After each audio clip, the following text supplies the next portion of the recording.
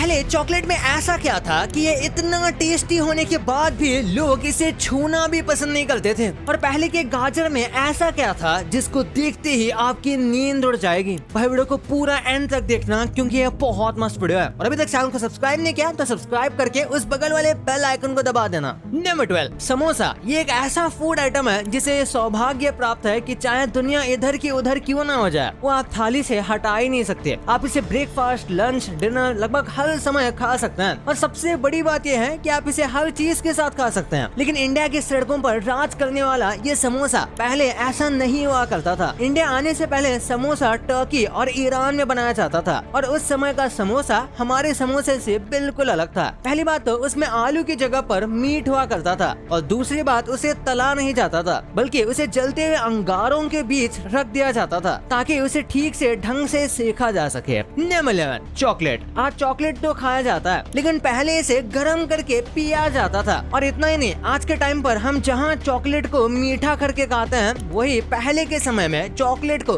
तीखा करके पिया जाता था। इसको आसान भाषा में समझे तो आपने कभी ये जरूर नोटिस किया होगा कि जो कोकोआ सीड्स होते हैं वो बिल्कुल भी मीठे नहीं होते। डेयरी मिल्क और किटकैट उनमें शुगर अलग से ऐड करके सेल करते हैं। पहले के टाइम पर ऐसा नहीं था बल्कि चॉकलेट्स को गर्म किया जाता था और उनमें तरह तरह के स्पाइसेस मिलाकर पीते थे। अक्सर लोग ऐसा तब करते थे जब वो नॉन ड्रिंकर होते थे और उन्हें किसी ड्रिंकिंग ग्रुप में बैठना पड़ता था। तब उस समय यूज की जाती थी चॉकलेट अल्कोहल के सब्स्टिट्यूट के रूप में। Number 10, ice cream. पहले के समय में जब आइसक्रीम इन्वेंट नहीं हुई थी तब लोगों को क्रीम्स और फ्लेवर्स का कॉन्सेप्ट नहीं पता था। वो बस शरबत बनाया करते थे और बाद में उसी शरबत को फ्रीज किया करते थे और इस तरह से आइसक्रीम बन जाया करती थी। कुल मिलाकर देखा जाए तो सिर्फ एक बर्फ का टुकड़ा होता था लेकिन लोग उसे ही चूसना पसंद करते थे। आपने अगर कभी बर्फ का गोला खाया है तो कुछ वैसा ही है ये। नंबर 9, कैरेट्स। वैसे तो ये कोई डिश नहीं है लेकिन कैरेट्स को मेंशन करना इस लिस्ट में बहुत जरूरी है क्योंकि कैरेट ने अपने आप को खूब बदला है। 17वीं सेंचुरी से पहले जो कैरेट्स हम खाते थे वो पीले और पर्पल कलर के हुआ करते थे और इसे 10वीं सेंचुरी के दौरान ईरान में उगाया जाता था। लेकिन पता नहीं नीदरलैंड्स वालों को क्या सूझा और उन्होंने एक और तरह का गाजर 17वीं सेंचुरी में उगाना शुरू कर दिया जो कि हल्का रेड हुआ करता था। अब आज की डेट में हालत ये है कि पूरी दुनिया नीदरलैंड्स में उगाए जाने वाले कैरेट्स को ही खाती है और बैंगनी गाजर को हम लगभग भूल चुके हैं। वैसे अगर आपने कभी पीले या बैंगनी कैरेट्स खाए हैं तो कमेंट करके जरूर बताना।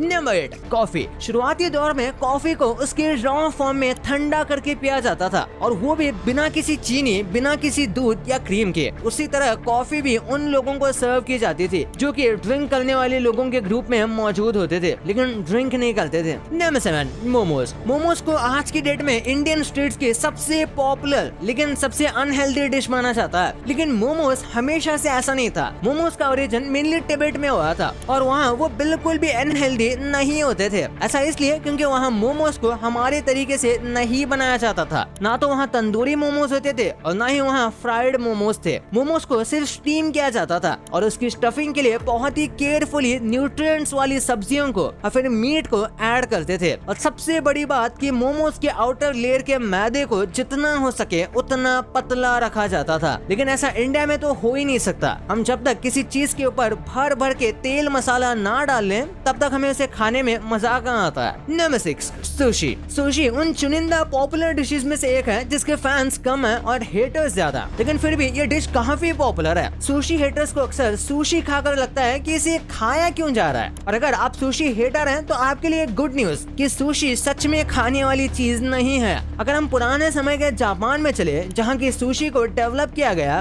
तो हमें समझ आएगा कि सुशी कोई डिश नहीं बल्कि एक तरीका था जिसे मछलियों को आने वाले समय में खाने के लिए प्रिजर्व किया जाता था। यानी कि कुल मिलाकर सुशी एक स्टोरेज का प्रोसेस था जिस पर बाद में नमक मिर्च लगाकर महंगे दामों में बेचना शुरू कर दिया गया। वैसे आप सोच रहे होंगे कि जापान तो एक आइलैंड है तो वहाँ के लोग फिश को प्रिजर्व क्यों करेंगे जबकि वहाँ तो फिश की कोई कमी नहीं होती। दोस्तों जापान एक अर्थक्वेक प्रोन एरिया है इसलिए वो इमरजेंसी के लिए सुशी को तैयार रखते थे। नंबर 5, बिरयानी। जो बिरयानी सबसे पहले इन्वेंट हुई थी उसे कोई भी खाना पसंद नहीं करेगा और बिरयानी कहना तो बिल्कुल पसंद नहीं करेगा। हुआ ये था कि मिडिल ईस्ट में मंगोल सैनिकों के लिए युद्ध के समय मीट और चावल बनाए जाते थे लेकिन सैनिक अक्सर मीट और चावल को कन्वीनियंटली मिलाकर नहीं खा पाया करते थे। इससे बचने के लिए शेफ अक्सर मीट और चावल बनाकर उन दोनों को मिक्स कर दिया करते थे। अक्सर इस दौरान चावल थोड़े से फ्राई हो जाते थे, इसलिए पर्शिया में इस डिश को नाम दिया गया बिरयानी, यानी कि फ्राइड बिफोर कुकिंग। पहले की बिरयानी को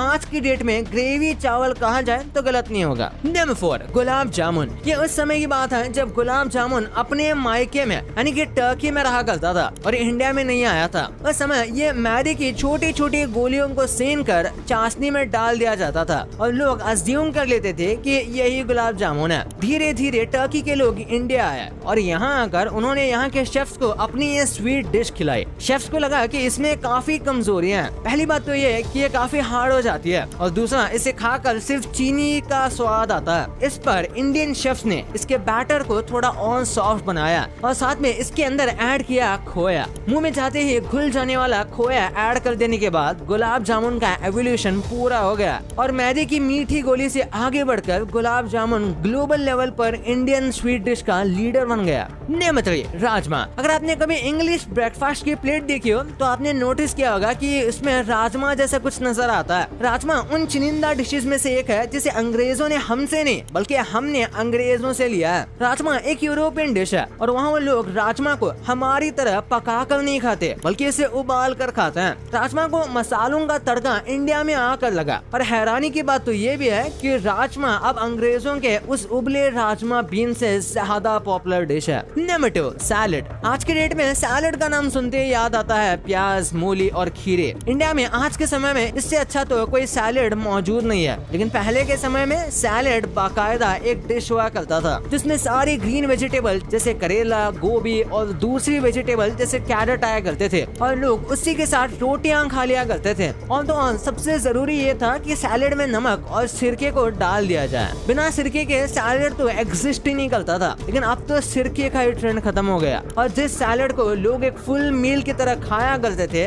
आज वो सैलेड एक सेकेंडरी फूड बनकर रह गया है। हमारी इस लिस्ट में जितने भी फूड आइटम्स हैं उनका अपग्रेड हुआ है, लेकिन सैलेड ही एक ऐसा फूड आइटम है जिसका प्रमोशन नहीं बल्कि डाउनग्रेड हुआ है। नंबर 1, मसाला डोसा। क्या आपने कभी प्लेन डोसा का नाम सुना? सिर्फ प्लेन डोसा को देखकर मन में यही सवाल आता है कि आखिर कैसे कोई भी इंसान इतने पतले और सूखे रोटी जैसे स्ट्रक्चर को कैसे खा सकता है। भले ही प्लेन डोसा इतना पॉपुलर ना हो, लेकिन सारे डोसा में सबसे बड़ा भाई वही है। साउथ इंडिया जहाँ डोसा का ओरिजिन हुआ वहाँ सबसे पहले प्लेन डोसा को ही खाया जाता था, लेकिन एक दिन एक शेफ की जल्दबाजी ने इन्वेंट करवाया मसाला डोसा, जहाँ उन्होंने अपनी सूखी सब्जियों को डोसे में ही फिल कर दिया और इस तरह से डोसे का एवोल्यूशन हुआ। ये एक स्टेप और आगे चला गया। ये एवोल्यूशन इतना क्रांतिकारी था कि आज के तारीख में लोग प्लेन डोसा को एकदम भूल ही गए हैं। किसी को अगर याद रहता है तो वो है मसाला डोसा। भाई ये तो आपको पता चल गया, पर इस कैलकुलेटर में ऐसा क्या है कि बस इसे गूगल पर देखने पर आपको डिप्रेशन हो सकता है और इस छोटे से वर्ड को गूगल पर कभी सर्च मत करना, नहीं तो आपकी महीनों की नींद उड़ने वाली है। वो कौन सा वर्ड है इस वीडियो में पता चलेगा, तो इस वीडियो को जाके देखो यार, बहुत क्रेजी है। और अभी तक वीडियो को लाइक नहीं किया तो इस वीडियो को लाइक करके चैनल को सब्सक्राइब कर देना और सब्सक्राइब भी कर लिया तो इस बगल वाले बेल आइकन को भी दबा देना। तो मिलते हैं अगले वीडियो में, तब तक के लिए बाय।